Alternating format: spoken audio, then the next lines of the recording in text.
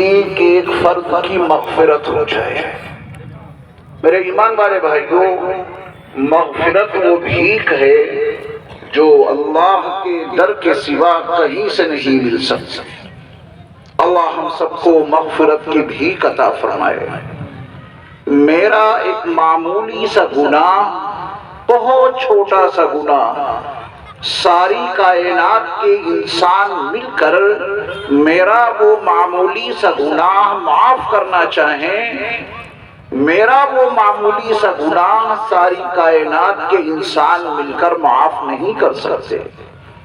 میرے گناہوں کے وہ انبار جو زمین اور آسمان کے درمیان کے خلا کو پر کر دیں، میرے گناہوں کی وہ کثرت جو ریت کے ذروں، پانی کے قطروں اور درختوں کے پتوں سے بھی زیادہ ہوں، اور دنیا کے سارے انسان یہ چاہیں کہ اس کی مغفرت نہ ہو، لیکن اگر میرا رب چاہے تو میرے گناہوں کا یہ سارا انبار نہ صرف یہ کہ معاف کریں گے، بلکہ ہمارے رب ہمارے ان سارے گناہوں کو نیکیوں میں تبدیل کر دیں گے۔ إِلَّا مَنْ تَابَ وَآمَنَ وَعَمِلَ عَمَلًا صَالِحًا فَأُولَئِكَ يُبَدِّلُ اللَّهُ سَيِّئَاتِهِمْ حَسَنَاتٍ۔ اللہ ہم سب کو مغفرت کی بھیک عطا فرمائے۔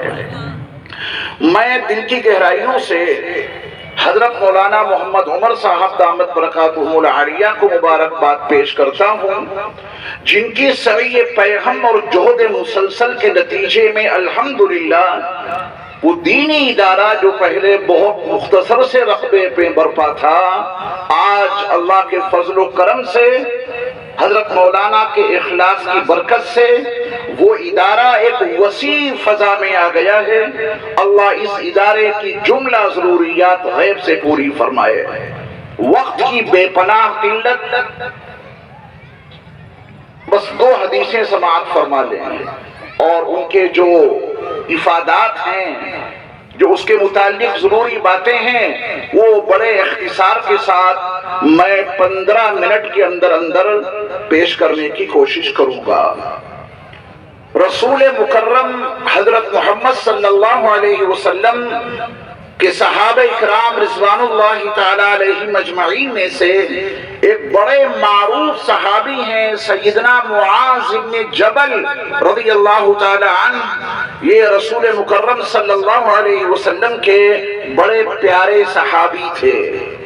ایک موقع پر سرور کائنات صلی اللہ علیہ وسلم نے حضرت معاذ بن جبل رضی اللہ تعالی عنہ کا ہاتھ اپنے نورانی ہاتھ میں لے لیا۔ معاذ بن جبل کے ہاتھ کی قسمت کو سلام کہ اب ان کا وہ ہاتھ اس نورانی ہاتھ میں ہے کہ جس کی ایک انگلی کے اشارے سے چاند 2 ٹکڑوں میں تقسیم ہو گیا تھا، اس مبارک ہاتھ میں معاذ بن جبل کا ہاتھ پہنچ گیا۔ اب معاذ بن جبل کا ہاتھ اس نورانی دست مبارک میں ہے کہ حدیبیہ کے مقام پر ایک چھوٹے سے پیالے میں تھوڑا سا پانی تھا۔ میرے مصطفیٰ کا وہ بابرکت ہاتھ جب اس میں پہنچا تو رب کعبہ کی قسم میرے مصطفیٰ کی انگلیوں کے درمیان سے پانی کا وہ چشمہ جاری ہوا جو وہاں موجود 1400 صحابہ کے لیے کافی ہو گیا تھا۔ اس مبارک اور نورانی ہاتھ میں موجود ہے معاذ بن جبل کا ہاتھ۔ کتنا قسمت والا ہاتھ ہے معاذ بن جبل کا ہاتھ۔ پھر رسول مکرم صلی اللہ علیہ وسلم نے اس عمل کے بعد سیدنا معاذ بن جبل سے فرمایا کہ معاذ میں تم سے محبت کرتا ہوں۔ اللہ اکبر! یہ بات کون کہہ رہے ہیں کہ میں تم سے محبت کرتا ہوں؟ وہ نبی کہہ رہے ہیں جن کی شان صحیح بخاری جلد اول کتاب الایمان میں خود رسول مکرم صلی اللہ علیہ وسلم کی زبانی ان الفاظ میں مرقوم ہے، موجود ہے، مذکور ہے۔ لا یؤمن احدکم لا يؤمن أحدكم حتى أكون أحب إليه من والده وولده والناس أجمعين. جس رسول نے اپنی ساری امت سے اپنے لیے محبت کا یہ معیار قائم کر دیا ہو کہ تم میں کا کوئی شخص اس وقت تک مومن کامل نہیں ہو سکتا جب تک کہ وہ اپنے والدین اور اپنی اولاد اور کائنات کے تمام انسانوں سے زیادہ مجھ سے محبت نہ کرے. وہ رسول کہہ رہے ہیں کہ معاذ میں تم سے محبت کرتا ہوں. مقصود یہ ہے کہ یہ تربیت کا وہ حسین انداز ہے کہ تربیت کے اس انداز کے بعد زبان سے نکلنے والا ایک ایک لفظ دل کی گہرائیوں میں اترتا چلا جاتا ہے. رسول مکرم صلی اللہ علیہ وسلم نے معاذ بن جبل کا ہاتھ جب اپنے ہاتھ میں لیا ہوگا تو معاذ بن جبل کی دل کی کیفیات کیا ہوگی؟ اور جو میرے مصطفیٰ نے ان سے فرمایا ہوگا کہ معاذ میں تم سے محبت کرتا ہوں تو معاذ کے دل اور دماغ میں کتنی روشنی پھیل گئی ہوگی. اسے دنیا کا کوئی مقرر اپنی زبان سے اور کوئی رائٹر کتابوں کا مصنف اپنی تحریر میں ضبط تحریر میں اسے نہیں لا سکتا. ہمارے اکابر کا بھی یہی دستور رہا ہے. وہ اپنے چھوٹوں پر ایسی شفقت فرماتے ہیں کہ اس شفقت کے نتیجے میں وہ ان کے دلوں میں بس جاتے ہیں. ابھی میں اپنے سر کی کھلی آنکھوں سے حضرت والا دامت برکاتہم العالیہ کا طرز عمل دیکھ رہا تھا. جو حضرت سے ملنے آ رہا ہے حضرت سینے سے لگا رہے ہیں, اس کی پیشانی کو بوسہ دے رہے ہیں. یہ میرے مصطفیٰ کی سنت ہے اور یہ ہمارے اکابر کے یہاں اس کا طرز ملتا ہے. عام طور پہ اس کا فقدان ہو گیا. میرے مصطفیٰ علیہ السلام نے اپنے صحابہ کی تربیت اس نہج پر کی کہ وہ صحابہ فرش سے اٹھے اور ہمدوش سریا ہو گئے. یہ کمال رضی اللہ عنہم کا جو خطاب ان کو ملا ہے یہ صحابہ کی ریاضت اور صحابہ کی عبادت کا کمال نہیں ہے. رب کعبہ کی قسم یہ میرے مصطفیٰ کی نظر عنایت کا کمال ہے. آپ علیہ السلام نے جب معاذ بن جبل کا ہاتھ اپنے نورانی ہاتھ میں لیا اور ان سے فرمایا کہ معاذ میں تم سے محبت کرتا ہوں, تو پھر معاذ سے رہا نہ گیا. سیدنا معاذ بن جبل نے فرمایا میرے ماں باپ آپ پر قربان یا رسول اللہ, میں بھی آپ سے محبت کرتا ہوں. یہ مطلوب ہے. ہم اور آپ تجرد اور تفرد اور تنہائی کی زندگی نہیں گزار رہے. اسلام سماجی معاشرتی زندگی کا علم بردار ہے. کیرانے کے کوئی صاحب کیرانہ شہر سے نکلیں اور کسی دریا کے ساحل پر, کسی سمندر کے کنارے پر, کسی جنگل کے درخت کے نیچے, کسی پہاڑ کے غار میں بیٹھ کر اکیلے اللہ اللہ کرتے رہیں. ان کی وہ تجرد اور تفرد اور تنہائی کی زندگی کتنی ہی صالح کیوں نہ ہو, ان کی یہ اکیلے پن کی زندگی نہ میرے اللہ کو پسند ہے نہ میرے مصطفیٰ کو پسند ہے. اسلام سماجی معاشرتی زندگی کا علم بردار ہے. مل جل کے رہو, اس میں کچھ بوڑھے ہوں, کچھ جوان ہوں, کچھ بچے ہوں, کچھ مرد ہوں, کچھ عورتیں ہوں. ایک قدم آگے بڑھ کے آپ یہ بھی کہہ سکتے ہیں کچھ مسلم ہوں اور کچھ غیر مسلم ہوں. اسلام کو اس سے کوئی اعتراض نہیں. یہ ہے سماج. ایسی سماجی معاشرتی زندگی کا علم بردار ہے اسلام. تو اس سماج اور معاشرے کو بندھن کو کیسے باندھا جائے؟ کروڑوں درود و سلام ہوں نبی مکرم صلی اللہ علیہ وسلم کی ذات گرامی پر کہ جنہوں نے معاشرتی زندگی کے بڑے واضح اصول اپنی زبان سے بھی عطا کیے اور اپنے کردار سے بھی عطا کیے. وقت نہیں ورنہ میں اس کی وضاحت کرتا. اسی مقام پر رسول مکرم صلی اللہ علیہ وسلم کی تعلیم کا ایک حصہ اور سماعت فرمائیے. جب میں بیٹھا ہوا حضرت والا دامت برکاتہم العالیہ کے اس مشفقانہ رویے کو دیکھ رہا تھا, اسی زیارت کے نتیجے میں یہ مضمون ابھی میرے ذہن میں آیا کہ رسول مکرم صلی اللہ علیہ وسلم کی بارگاہ مقدس میں ایک صحابی تشریف فرما ہے. کچھ فاصلے سے دوسرے صحابی گزرے ہوئے جا رہے ہیں. وہ صحابی جو میرے مصطفیٰ کی بارگاہ میں موجود تھے انہوں نے کہا کہ یا رسول اللہ صلی اللہ علیہ وسلم وہ صاحب جو جا رہے ہیں میں ان سے اللہ کے واسطے محبت کرتا ہوں. میرے مصطفیٰ نے پوچھا کہ تم نے کبھی ان کو اپنی یہ محبت بتائی بھی ہے؟ تم مجھ سے اللہ کے واسطے محبت کرتے ہو، کبھی تم نے ان کے سامنے اپنی اس محبت کا اظہار کیا؟ ان صحابی نے کہا کہ نہیں یا رسول اللہ، محبت مجھے ان سے زمانے سے ہے اللہ کے واسطے، مگر میں نے کبھی ان کو اپنی زبان سے بتایا نہیں کہ میں تم سے اللہ کے واسطے محبت کرتا ہوں. سماجی معاشرتی زندگی کا طریقہ اور سلیقہ سیکھو. نبی کریم صلی اللہ علیہ وسلم نے فرمایا کہ جاؤ اور جا کے ان سے بتا کر آؤ کہ تم ان سے اللہ کے واسطے محبت رکھتے ہو. وہ صحابی اٹھے، تیز قدموں سے گئے اور ان سے جا کے ملاقات کی.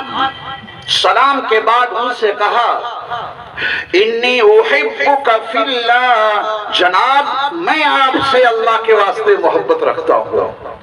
انہوں نے جواب میں کہا احبک الذی احببتنی لہ، جس اللہ کے لیے تم مجھ سے محبت رکھتے ہو میری دعا یہ ہے کہ وہ اللہ تمہیں اپنے محبوب بندوں میں شامل کر لے.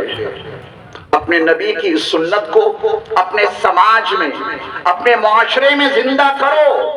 کہرانے والوں ایک دوسرے سے جب ملاقات کرو نبی کی تعلیم کی یہ سنت عملی طور پہ برپا کر دو. ایک دوسرے سے اللہ کے واسطے ہی محبت رکھو اور اس محبت کو اپنے دل کے نہاں خانوں میں چھپا کر نہیں رکھنا، بلکہ بتا دینا ہے کہ میں تم سے اللہ کے واسطے محبت رکھتا ہوں. جواب میں آپ کہہ دینا کہ جس اللہ کے لیے تم نے مجھ سے محبت رکھی ہے میری دعا یہ ہے کہ اللہ تمہیں اپنا محبوب بندہ بنا لے. نبی کی اس ایک سنت کو اپنے معاشرے میں برپا کر کے دیکھو، آپ کی پوری بستی رب کعبہ کی قسم جنت نشان بن جائے گی، نفرتیں دور ہو جائیں گی، اختلاف عداوت ختم. لیکن ہم نے معاشرتی زندگی رسول مقبول صلی اللہ علیہ وسلم سے نہیں سیکھی. باپ بیٹے کا دشمن بن گیا، بیٹا باپ کا دشمن بن گیا، بھائی بھائی میں عداوت برپا ہو گئی، پڑوسیوں میں نفرتیں برپا ہو گئی. یہ سب نتیجہ ہے معاشرتی زندگی میں رسول مکرم نور مجسم حضرت محمد صلی اللہ علیہ وسلم کی تعلیمات کو چھوڑنے کا. اللہ ہمیں اور آپ کو عمل کی توفیق عطا فرمائے. اللہ کے نبی علیہ السلام نے جب معاذ ابن جبل کا ہاتھ اپنے ہاتھ میں لیا اور یہ فرمایا کہ معاذ میں تم سے محبت رکھتا ہوں. معاذ نے فرمایا میرے ماں باپ آپ پر قربان یا رسول اللہ، میں بھی آپ سے محبت رکھتا ہوں. یہ تمہید ہے ایک مضمون سکھانے کی، یہ تمہید ہے ایک بات کو سمجھانے کی. میرے مصطفیٰ کی تربیت کا انداز دیکھو. بات تو کہہ سکتے تھے لیکن جو بات کہنی ہے وہ بعد میں کہی. ان کا ہاتھ اپنے نورانی ہاتھ میں لیا، اپنی محبت کا اظہار کیا. جواب میں معاذ ابن جبل نے اپنے ماں باپ کو آپ صلی اللہ علیہ وسلم پر قربان کرنے کی بات کہی اور یہ فرمایا کہ میں بھی آپ سے محبت رکھتا ہوں. تب میرے مصطفیٰ نے فرمایا کہ معاذ کسی بھی نماز کے بعد یہ کہنا نہ بھولنا. یہ بتانا تھا کسی بھی نماز کے بعد یعنی فرض نماز کے بعد یہ کہنا نہ بھولنا اللہم اعنی علی ذکرک و شکرک و حسن عبادتک. جب نماز سے فارغ ہو اپنے اللہ سے یہ دعا ضرور کر لینا کہ اے اللہ آپ میری مدد کرتے رہیں کہ میں ہمیشہ آپ کو یاد کرتا رہوں. میرے رب میری مدد کرتے رہنا کہ میں آپ کا شکر ادا کرتا رہوں، اور میرے رب میری مدد کرتے رہنا کہ آپ کی عبادت ایسی کروں جس میں حسن برپا رہے. اور میرے ایمان والے بھائیوں یاد رکھنا عبادت میں حسن اسی وقت برپا ہو سکتا ہے جب اس عبادت میں نبی کی سنتوں کو عملی طور پہ برپا کرتے ہیں. سنتوں سے اعمال میں جمال پیدا ہوتا ہے، سنتوں سے اعمال میں کمال پیدا ہوتا ہے۔ اللہ کا آرڈر آپ کے لیے صرف اتنا ہے، وضو کے لیے چہرے دھو، اپنے ہاتھوں کو کوہنیوں سمیت دھو، اپنے سروں کا مسح کرو، اپنے پیروں کو ٹخنوں سمیت دھو۔ اللہ کا مطالبہ صرف اتنا ہے، یا ایھا الذین آمنوا اذا قمتم الى الصلاة فاغسلوا وجوہکم وایدیکم الى المرافق وامسحوا برؤوسکم وارجلکم الى الکعبین۔ یہ عبادت ہے اگر آپ یہ 4 کام کر لیں۔ لیکن کہرانے والے ایمان والے بھائیوں، انصاف سے بتانا، کبھی آپ نے اللہ کی یہ بات ویسے ہی مانی جیسے قرآن میں لکھی ہے؟ کبھی نہیں مانی۔ عبادت یہ ہے کہ آپ پانی لیں اور اپنا چہرہ دھونا شروع کر دیں۔ فَاغْسِلُوا وُجُوهَكُمْ، یہاں سے وضو کا آغاز قرآن میں لکھا ہے۔ آپ ایسا وضو کیوں نہیں کرتے؟ اللہ کا آرڈر ہے، آپ اللہ کا یہ آرڈر ویسے پورا کیوں نہیں کرتے جیسے قرآن میں لکھا ہے؟ آپ تو چہرہ دھونے سے پہلے 3 مرتبہ دونوں ہاتھ گٹوں تک دھوتے ہیں، قرآن میں نہیں لکھا ہے۔ آپ چہرہ دھونے سے پہلے، عبادت شروع کرنے سے پہلے 3 مرتبہ کلی کرتے ہیں، یہ 3 مرتبہ کلی قرآن میں نہیں لکھی ہے۔ آپ چہرہ دھونے سے پہلے ناک میں 3 مرتبہ پانی چڑھاتے ہیں، یہ قرآن میں نہیں لکھا۔ قرآن میں تو جو لکھا ہے وضو کرنا ہو، چہرہ دھو کر اپنا وضو شروع کرو۔ ایمان والے بھائیوں، آپ اپنا وضو کہاں سے شروع کرتے ہیں؟ دونوں ہاتھ گٹوں تک دھو کر، پھر کلی کر کے، اور پھر ناک میں پانی ڈال کر، تبھی تو حسن پیدا ہوگا اس عبادت میں۔